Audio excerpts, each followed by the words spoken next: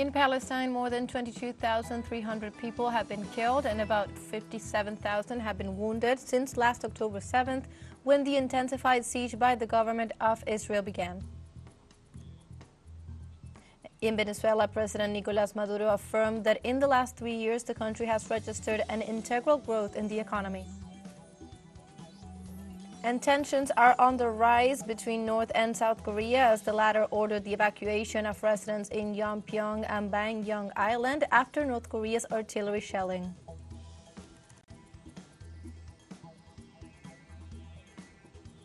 Hello, welcome to From the South. My name is Belen de los Santos, and from the TeleSUR studios in Havana, Cuba, we begin with the news.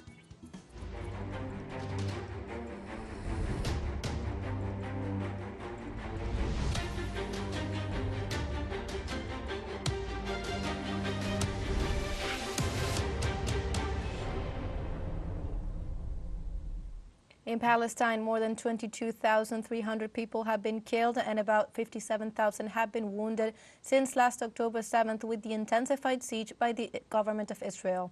The UN Office for the Coordination of Humanitarian Affairs reported that 70% of the victims are women and children. It also reported that during the last 24 hours, the Israeli army killed another 125 civilians in new attacks on the Gaza Strip.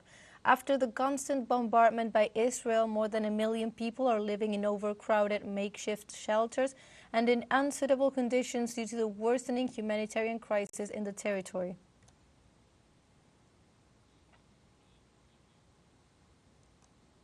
And as Israeli forces continue their ongoing shelling over Gaza, recent attacks in the Al-Maghazi and Al-Mawasi refugee camps in central Gaza have truly shown the fact that despite what Israeli claims, there is no safe place in Gaza. Our correspondent Noor Harasin brings us all the details.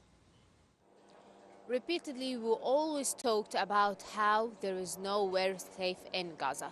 Civilians were killed, children were killed, doctors, journalists, even those who are non-Palestinians or with dual nationalities were killed here in Gaza. And this is actually what happened inside the Al-Maghazi refugee camp. The Israeli forces stormed into the camp, pounded the camp with dozens of shells, strikes.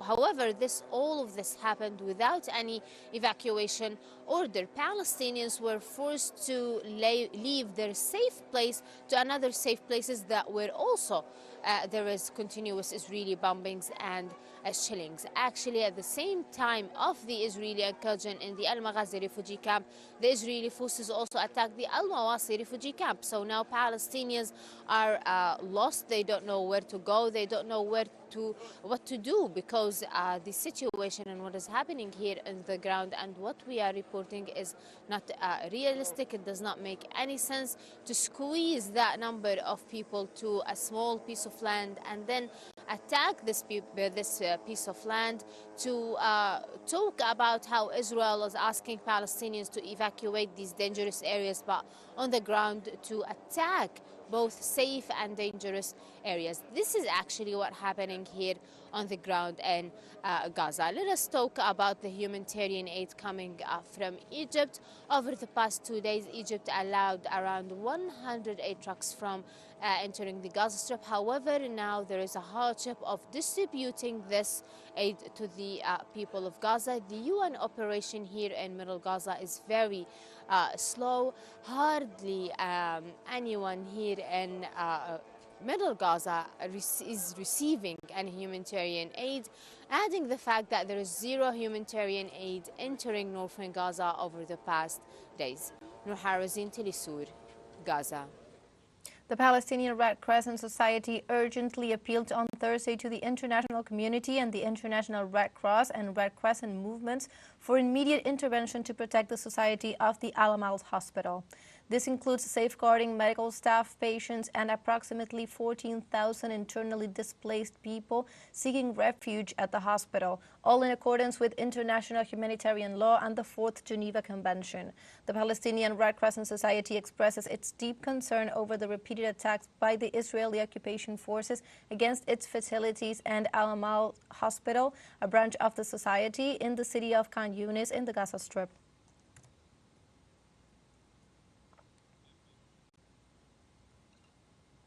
At least 6 Palestinian civilians lost their lives and several others sustained injuries on Thursday evening as Israeli airstrikes continue to target homes across the Gaza Strip for the 19th consecutive day. In Khan Yunis, southern Gaza, an Israeli airstrike claimed the life of one Palestinian and left numerous others wounded in the vicinity of the European hospital. Simultaneously, fighter jets flattened to the ground a family residence in the eastern part of the city. Earlier, 5 Palestinians were killed with several more injured as Israeli occupation forces targeted a vehicle in the Nuseirat refugee camp in central Gaza.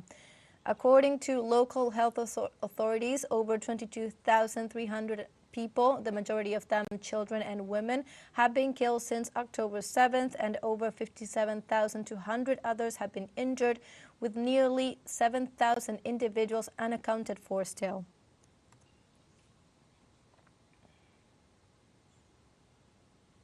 And shipping costs surge as hundreds of container vessels are rerouted around Africa's southern Cape of Good Hope to avoid attacks by Yemen's Houthi group in the Red Sea. The tensions on the Red Sea have escalated over the last few weeks as the Yemen-based militant group attacked Israeli-linked commercial ships passing through the Red Sea and the Arab Sea, demanding an end to Israel's bombardment of the Gaza Strip and smooth delivery of food and medicine supplies to the Palestinian enclave. French shipping group CMA-CGM has increased its rates from Asia to the Mediterranean region by up to 100%. According to the booking and payment platform for international freight, Freightos, the rates from Asia to Northern Europe more than doubled above $4,000 per 30-foot container this week, while the prices from Asia to the Mediterranean climbed to more than $5,000.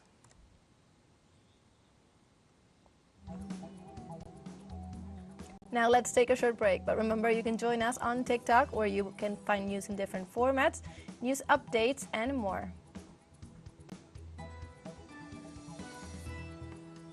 Other stories coming up, stay with us.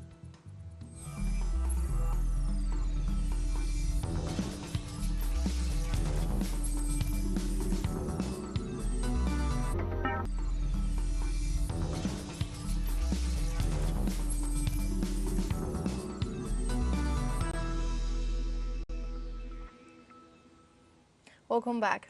Venezuelan President Nicolás Maduro affirmed that in the last 3 years, the country has registered an integral growth in the economy. During the opening of the Board of Directors of the National Assembly for the period 2024-2025, the president urged the members of Congress to build a positive political reality and emphasize the importance of starting the legislative year in an optimal manner within the framework of democracy. In this sense, the head of state highlighted the role of the National Assembly in the political, economic, and social transformation of the nation. He also announced the beginning of the annual parliamentary period for this January 5th.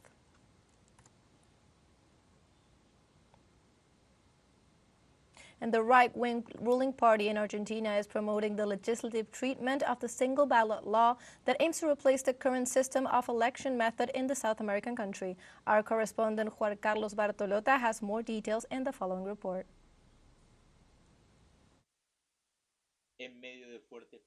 Amid strong controversies about the economic and political situation of the country, only 23 days after the swearing-in of Javier Milei as president of Argentina, the right-wing Libertarian Party is pushing to modify the traditional election method, proposing a single ballot format as part of the so-called omnibus law. Tengo una sensación contradictoria porque, por un lado, celebro que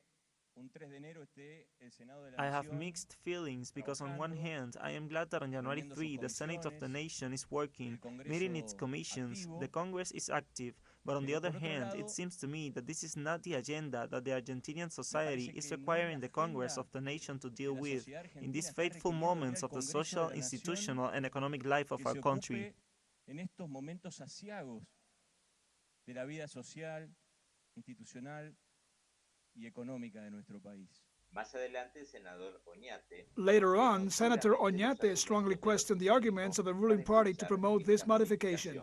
Estamos frente a una privatización de la política que impulsa We are facing a privatization of politics promoted by the President of the nation. I would also say that, just as we are going to a joint stock company for soccer clubs, we are going to a joint stock company for political participation. Political parties get eliminated. There is no limit for their financing. Instead of being seated in these seats, senators of the political parties will be seated in these seats, the referents, the errand boys and girls of the economic corporations, if not of drug trafficking. Los referentes, los mandaderos de las corporaciones económicas, cuando no del narcotráfico. Although the law has been approved in Congress without the votes of Peronism, this political force, which is the first minority in the country, insists that the current electoral system has freed the country from the possibility of fraud, as has been demonstrated throughout Argentina's electoral history. La otra crítica que escuché es el fraude y la falta de transparencia.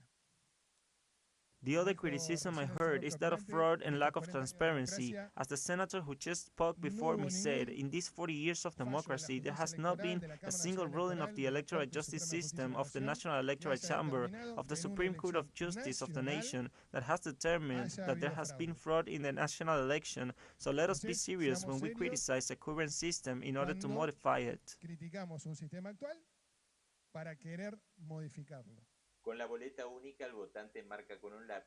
With a single ballot, the voter marks his decision with a pencil on a form, while with the current system, the party ballot, the person casts his vote with the ballots of each party or front he finds in the voting room. The single ballot is supposed to solve problems, but it may even increase them and lead to difficulties that Argentina does not have at present. Juan Carlos Bartolota, TeleSUR, Buenos Aires.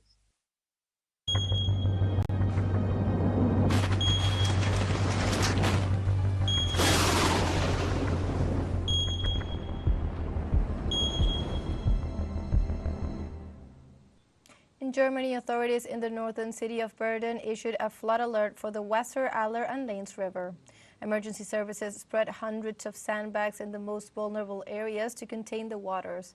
However, authorities warned of upcoming floods during this weekend. Most cities in the European country are on alert for heavy rainfall since December 2023.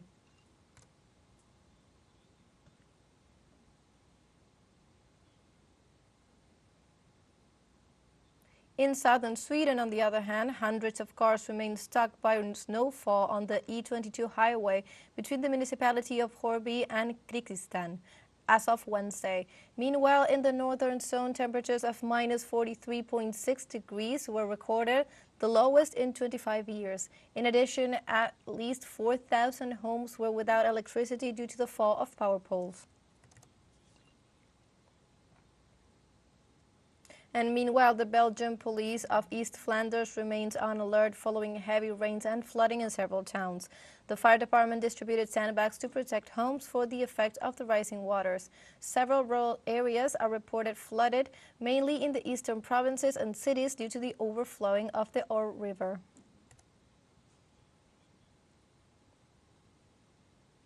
And also a wave of cold air from Siberia and the Arctic region has swept down over western Russia, with temperatures in Moscow and other areas plummeting to minus 30 degrees Celsius, well below the average temperature for early January. Meteorologists say that last time it was colder than the start at this point of the year was in 1942, more than 80 years ago. While Russia has long New Year holidays, few people were seen walking in the decorated streets of Moscow or taking part in any outdoor activities. Most residents and visitors to St. Petersburg preferred a visit to a war museum, but all managed to get in. The extreme cold, however, brought a lot of joy to winter swimmers in the city who enjoyed chilly dips in the Neva River.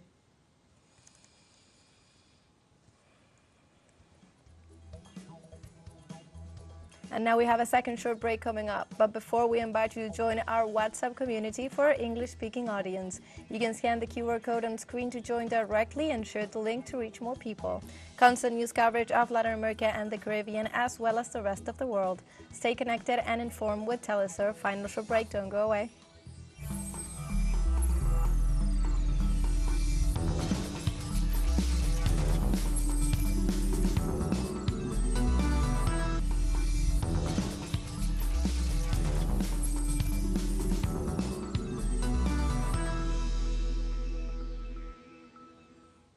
Welcome back.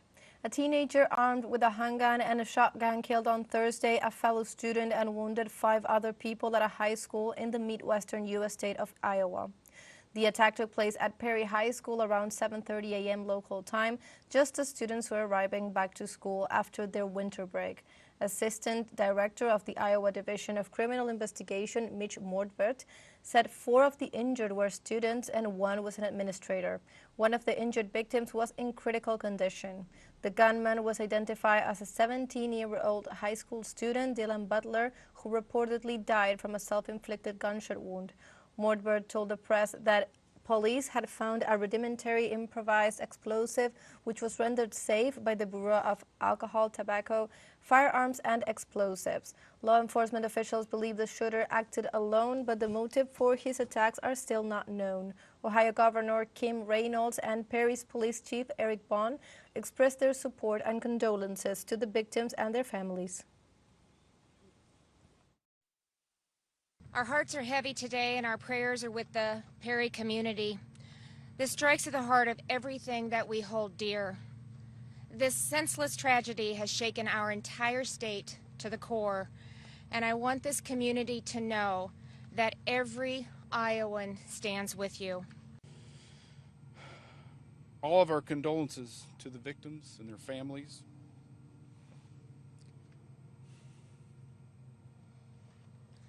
They need your thoughts and prayers, as well as time and space to process and to grieve. Italian Prime Minister Giorgia Meloni told her European Union partners on Thursday that curbing migration flows from Africa countries has less to do with offering of charity, with strong partnerships coupled with strategic investment in those nations. Meloni told reporters at a year-end news conference that last month's deal on EU's migration and asylum pact partially improved the situation for Italy and other asylum countries, but does not represent a solution to increase migrant arrivals. The reforms agreed by the European Union leaders last month are based on a new set of rules governing member states' response to people arriving in Europe. The agreement has been harshly criticized by humanitarian groups, which claim it will undermine the rights of people on the move. L'obiettivo è lavorare in Africa. My goal is to work in Africa, block the departures in Africa, evaluate the possibility to open up hotspots in Africa to establish who has the right and who doesn't to come to Europe. At the same time, work on legal migration. You know what we have done on this. We were the first government to start the migrant working visas decree for 3 years, just to give you an idea. Why? Because another fundamental element of fighting illegal migration is to take steps on legal migration. But to take steps for legal migration, it is important to fight the illegal part. In South Korea, authorities ordered the evacuation of residents of Yangpyeong and Baekjeong Island, both located in the Yellow Sea, after North Korea's artillery shelling. The evacuation order was issued twice during the day on Friday at a request of South Korean military after receiving a call from the military unit claiming that a maritime attack was taking place on the island of Yangpyeong. The South Korean government reported that 200 artillery shells were fired from the North Korean west coast toward the South Korean island, and that fortunately there were no injuries or fatalities to military personnel or civilians. In response, the South Korean military fired artillery shells, increasing tension in the peninsula.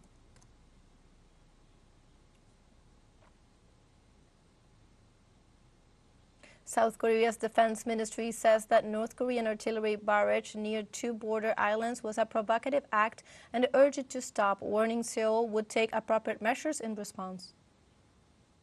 On the 5th, North Korea fired for more than 200 rounds from around 9 a.m. to 11 a.m. in the areas of Hansangot in the northern part of the Baekjeong Island and Deonsangot in the northern areas of Cheongcheong Island. There was no damage to our people or military, and the point of impact is the northern area of the NLL, Northern Limit Line. This is a provocative act that threatens the peace of the Korean Peninsula and increases tensions by resuming artillery fire, within the West Sea buffer zone after North Korea unilaterally insisted on breaking the September 19 military agreement on November 23, 2023. In view of these events in the Korean peninsula, the spokesman of the Chinese Foreign Ministry, Wang Wenbin, called for moderation to the parties to avoid an escalation in the region. Under the current situation, we hope that all relevant parties maintain calm and restraint, refrain from taking actions that aggravate tensions, avoid further escalation of the situation, and create conditions for the resumption of meaningful dialogue. And like this, we have come to the end of this news brief. You can find these and many other stories on our website at telesurenglish.net, and also join us on social media: Facebook, X, Instagram, Telegram, and TikTok. For TeleSUR English, my name is Belén de los Santos. Thank you for watching.